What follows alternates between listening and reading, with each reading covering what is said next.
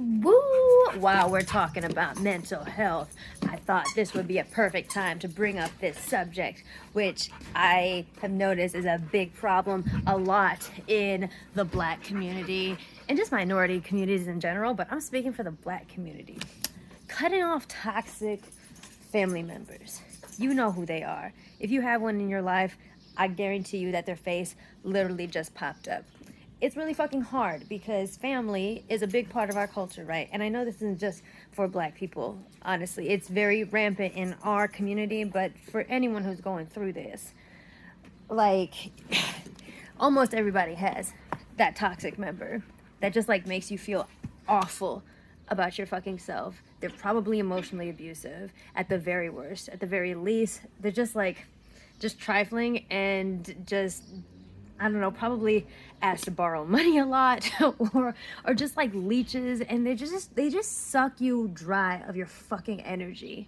They just suck you dry. But the thing is, we guilt people, we guilt children into maintaining these relationships because it's like, okay, but that's family. Okay, I know, yeah, but you know what? That's still your father. I don't give a fuck. It doesn't fucking matter. Like, objectively, you go into this world alone, and you go out of this world alone. You're responsible for yourself, and I'll be fucking damned if anyone is going to fuck up my quality of this one fucking life that I have just because we share blood. It's not gonna happen. My dad disowned me, but I also kind of cut him off. My dad disowned me because I have PTSD. And there was just so much through my childhood that I wish I had been wise enough to realize that he was emotionally abusive to me. But I couldn't, because you're a kid. And all this to say, like, if you're younger, and I'm not a psychiatrist or a therapist or whatever, but from my experience, like, if you are younger and you have a parent that like makes you feel really fucking awful about yourself, and you're like doing everything you can to be the best that you can be, and they are making you feel awful about yourself, they're a toxic parent. They're a toxic parent, and you probably 90% should not fucking let their whim govern the choices that you make in life. Because I let him govern my choices. Part of my decision to join the military was definitely pressure from my father. And he disowned me. But here's the thing. After it had been probably a year of just telling me that I'm weak, that because I'm PTSD, I let this happen to myself, of being upset when I would, call him out on his bullshit, when I called him out on borrowing thousands of dollars of money from me as a college student and not paying it back, like all of this fucking bullshit, just putting up with it, and so much, like, berating me to the point where for the first time in my life I felt suicidal. I felt like I shouldn't be here. I'm such a burden and I'm weak. Like, he drove me to that point. I remember the day it happened. I hung up on him, and then I called him back, and I was like, you can't talk to me like that. And he said, yes, I can. I am your father. He said, yes, I can. I am your father. And then by the end of that conversation, he had manipulated me into literally saying thank you to him. Like, feeling grateful to this nigga for completely tearing me down. And it ended with the, I love you too. But that was so fucking destructive. And so about a year or so later, this man disowned me because I was gradually getting tired of his shit. He texted me and he said, my job as your father is over. Basically, I have no daughter. I don't want to be in your life.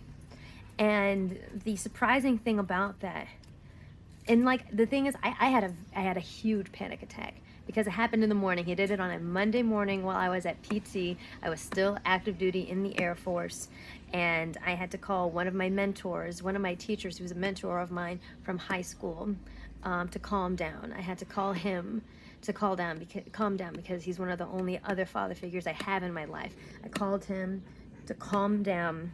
He was pissed. I think he actually called my dad to scream at him.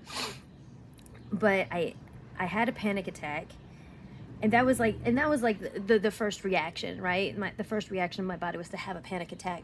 But right after that, I felt relief, and I was so surprised.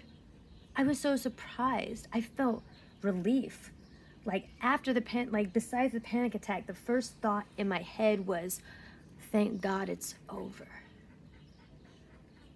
Thank God it's over. The whole thing, all the years of destroying me emotionally, making me feel like I'm not enough if I'm not perfect, excellent, making me feel like a failure for succumbing to PTSD. Like I went outside without a jacket and caught a cold, and I'm stupid for that.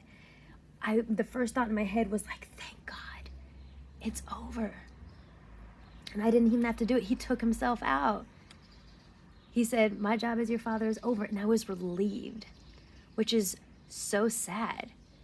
But that showed me just how much fucking weight this nigga had put on my fucking shoulders all of my life. And then about a month later, he tried texting me, probably needed money, whatever. He's like, we need to talk. And then I was like, okay. I drank a whole bottle of wine. I drank a whole bottle of wine that night. I called him, and the last thing that I ever heard my father say was, hello, when he answered the phone. And I just went off, and I unloaded everything from my childhood, from high school, from college, from present, everything that he had done to me. And as I'm telling this story, I'm realizing, I'm like, oh my God, all these things you did to me, all of the positivity I missed out on because of what you did. And so that's why I'm saying, guys, cut off that toxic family member. If you are too young, and if you're too young to make that decision right now, and you are living with that person and you have no choice, I just want you to know that if they're making you feel so bad about yourself like that, there is nothing fucking wrong with you. There is nothing wrong. I want you to know that from the bottom of my heart. Like, if you feel in your heart that something is not right, you feel in your heart that something is not right, I guarantee you, you are fucking correct. There is something going on. It's not right. Just bide your time and wait until you are able to leave that situation. I'm telling you, cut that person off. Cut it off. I used to, you know, in the Black community especially, we have a strong sense of family, of community, of, honoring our ancestors and whatever, and living for them. But here's the thing, I'm like, I am not going to live, first of all, I'm not going to live for dead people. Like, part of the reason I joined the Air Force is because my grandfather was in the Air Force. That's cool. My grandfather's in the grave, though. And if there is a afterlife and he's looking down on me, that is fucking fantastic. But it's still my fucking life. Don't let anybody poison this one fucking chance at life that you have. It's so fucking precious. There's so much anger that I felt because I wouldn't cut this person out, because I was manipulated by this idea of like, well, he's your father, he's still your father. He's still your father. Mothers will say, I carried you in my body for 9 months, and nobody fucking asked you to do that. Here's another perspective. I didn't ask to be born. I didn't ask to exist. You made the decision to have me. You made the decision to bring me into the world. And it was your fucking job to guide me. It was your fucking job to develop me and help me become the best possible person I could possibly be. And if you failed, that's on you. But you are not going to guilt me into allowing. You're not going to guilt me into and I'm not talking about my mom. You're not going to guilt me into allowing emotional abuse just because you decided to bring me into the world and you failed at developing me emotionally. You come into this world alone and you go out alone.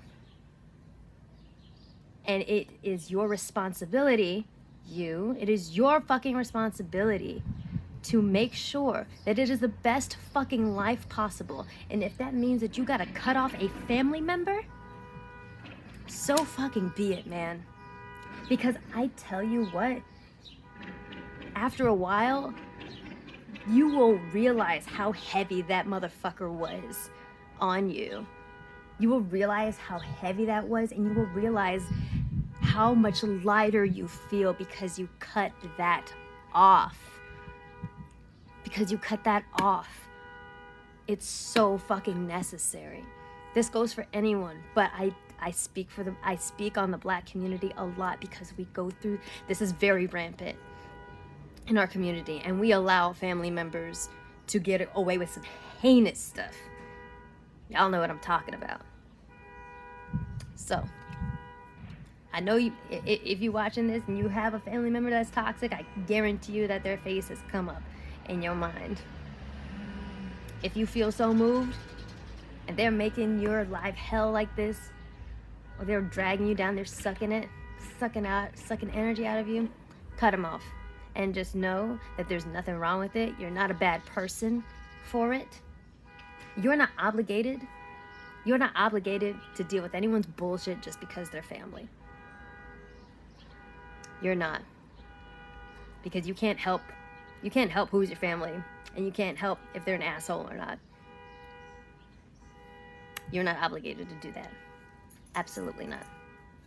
That's all I wanted to say.